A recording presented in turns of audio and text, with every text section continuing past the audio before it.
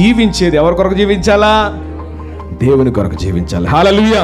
జీవించే వారికి మీదట ఎవరి కొరకు జీవించాలంటే దేవుని కొరకు. నువ్వు ఎప్పుడైతే ఆ రీతిగా జీవిస్తావో దేవునికి ఇష్టకరంగా ఉంటావు. ఆ రీతిగా బ్రతకడమే దేవుడు కోరుకుంటా ఉన్నాడు. మన జీవితంలో మన కొరకు మనం బ్రతుకోవడం పెద్ద విషయం కాదు. మన ఇంట్లో వాళ్ళ కోసం బ్రతకడం పెద్ద విషయం కాదు. మన తోబుట్టుల కోసం బ్రతకడం పెద్ద విషయం కాదు. గమనించి ప్రియదేవుని బిడ్డ, నువ్వెవరి కోసం బ్రతకాలంటే నీ దేవుడి కొరకు బ్రతకాలి. చావైనా, రేవైనా, బాధైనా, వ్యాధైనా, నెమ్మదైనా, సంతోషమైనా, చింతైనా, ప్రతికూల పరిస్థితులైనా, ఏ స్థితికైతేనా, for me to live Christ and die to gain my dear friend.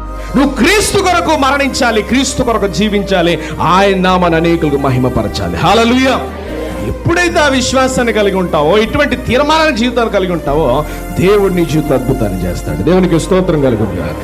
ఒకవేళ ఇప్పటి వరకు నీ జీవితంలో అనేక సందర్భాల్లో అనేక విషయాలు బట్టి నువ్వు బ్రతుకుతున్నావు, ఈ యొక్క ఉదయకాల సమయంలో ఇక నుంచైనా ప్రభు కొరకు మనం బ్రతుకుతాం, ప్రభు కొరకు మనం జీవిద్దాం, ప్రభు కొరకు